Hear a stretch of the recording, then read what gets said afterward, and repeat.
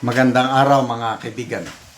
Bigyan natin ng reaksyon, opinion itong article sa Bilyonaryo News Channel, pahayag ng Pangulong Marcos Jr. tungkol sa Metro Subway. Marcos, Metro Manila Subway now ahead of schedule. Wow, ang gandang pakinggan, ano?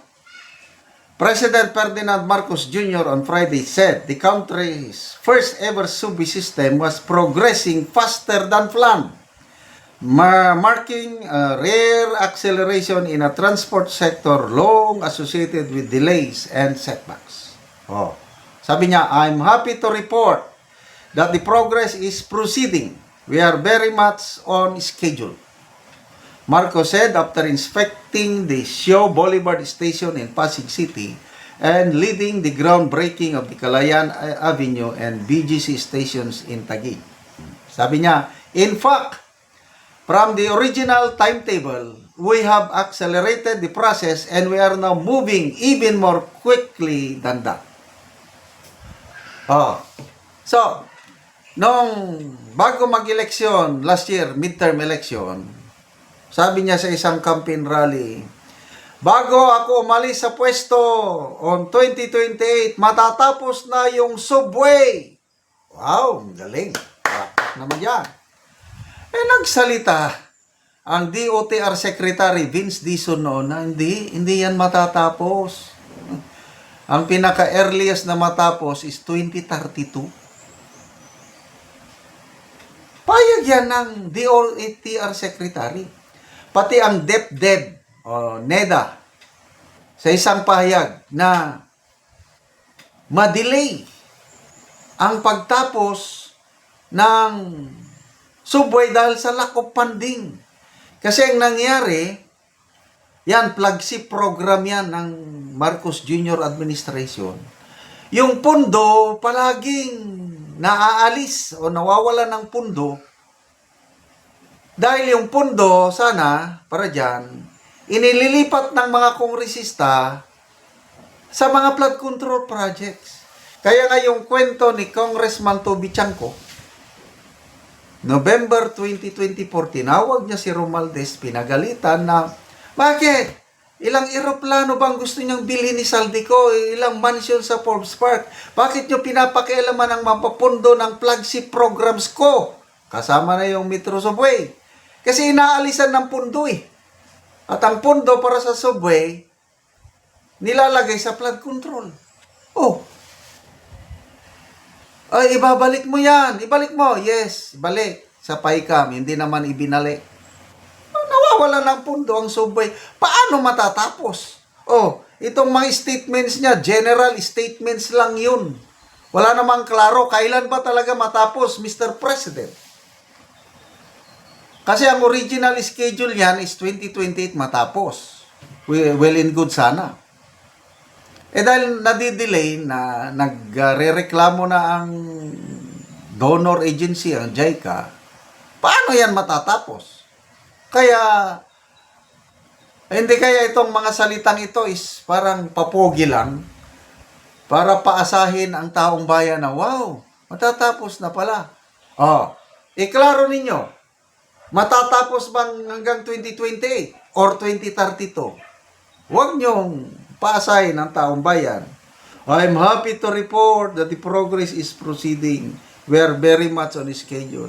Kahit itong budget ng 2026, nabawasan na naman ang pondo para sa mga flagship programs kagaya ng Metro Subway. Well, may nagtratrabaho. No problem, may nagtatrabaho talaga. Kailan delayed. Kulang na kulang ang pundo. So, wag nyo nang paasahin pa ang tambayan. Be transparent kung kailan talaga matatapos. Sino ang mas paniwalaan natin? Ang presidente? Na hindi naman siya ang actual in charge? Bisibisita lang siya? Example, Bocana Bridge. Nung nagbisita siya, i-open na natin sa, may pitsang sinabi. December 15 ba yun? I-open na natin sa public. Yung pala, hindi pa ready. Kaya yung opening ng Bocana Bridge sa Davao, hindi natuloy. Ang presidente, gusto niyang ma-open kaagad. Bakit? Wala silang maipakitang magandang nangyayari sa kanyang administrasyon. Tapos, ito na naman, Metro Subway. Ang sarap kaya na magkaroon tayo ng subway. Ilang beses na kaming nagbakasyon sa US ng wife ko. Ang sarap. Una kong punta doon, 2005 to 2006 sa Washington, D.C. Ang bilis magbiyahe. So, sasakay, galing sa aming tirahan, sakay ng train, subway, ang bilis. Mga ilang minutes lang. Wala pang 30 minutes, nandun na ako sa National Defense University. Washington DC yan, napaka-traffic. Kaya lang, dahil may subway, mabilis. Bisita kami sa New York. Subway doon. I-cross namin ang mga malalaking river. Anong river ba yun? Hudson River ba yun? Subway! Malaking tulong talaga ang subway. Flagship programs. Kaya lang, for the past so many years, binabawasan ng pundo, kaya delayed na delayed. Kaya 2032 pa ang earliest yan. Huwag nyo kaming paasahin. Nasabi niya, ahead of schedule. Ano nga ang ahead of schedule? Itong ating Pangulo, ang galing niyang magsalita talaga. At kung papakinggan mo lang at paniwalaan mo kagad, patay kang bata ka. Dapat critical thinking. Susihin natin, ano ba talaga? So, sana matapos na para ang hirap magbiyahe sa Metro Manila. Kailangan natin talaga ng mga subway. Ano pa, yung PNR, Elevated Railway mula Metro Manila to Bicol. Flagship program yan. Dapat nga mapunduhan. Tinatanggalan ng budget napupunta sa flood control. Paano yan matapos? So tapusin nyo yan para may legacy kayo, para mahalin kayo ng taong bayan pag alis nyo na may nagawa kayo. Hindi yung poros flood control projects na lang na napupunta naman sa walang saysay. Salamat mga kaibigan sa inyong pagsubaybay sa ating channel. Nakakatulong kayo ng malaki sa tribong Talaandig ng Bukidnon dahil ang income natin sa channel na ito is pantulong sa tribo. Namimigay tayo ng libreng yero at pako para makapagpatayo sila ng mas maayos nilang tirahan. Panoorin nyo ang video na ito. Mo nang matagaan si tatay. Tagaan Giero. Tanawan na ni akong sinano. Kabungkag na ni akong balay. Amo na ni ang akong balay magkabungkag na. Mao ni ang balay ni Lolo. Amo na ni siya tanawa akong balay magka bungkag na ni. Ipanuturan na nako og kuan bato kay lupad na sa langit. Tanawa na o. Mao ni ang sulod ni tatay. Kuan na akong kuan. Kusog kay allergy ko. So kung ulan, turuan daw kay si tatay o kay ang iyong ulan daw tayo.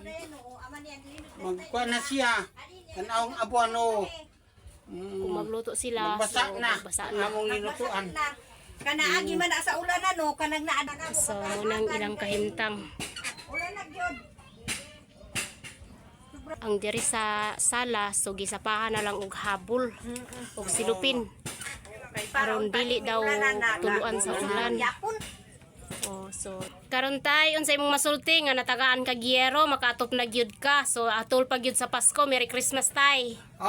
Salamat kayo kay ikaw nagatag sa mo. Grasya og panalangin inatuntak nga tanang tatagaan og maayong panlawas.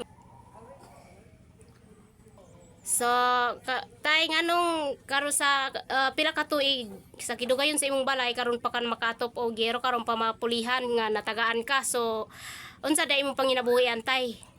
Ang akong paningabuhian nga una nga kusog pa ko farmer ko. So Tuwa ko sa area sa among yutang kabilin. Unya karon nga na kang minyo ng akong mga anak So, na wala wala na na kay di kaya. akong kahimo kay ang akong So pila na imong edad tay? sa 66. So sila kay mga anak tay. 8. So, Natananan na kami so nyo. senior na si tatay. So, dako iyang pasalamat sa Ginoo nga natabangan siya. O giyero kay makaatog na daw siya. Sige tay, salamat. Salamat kayo, salamat kayo. Mato magbabaya. Hamig suportar ta kanitan hantod sige, o nang tay. migamit Salamat ko po. mga katauhan na suportaran kay sa mga senior citizen O, sige ang mga tay. maluyaon. Salamat. Salamat.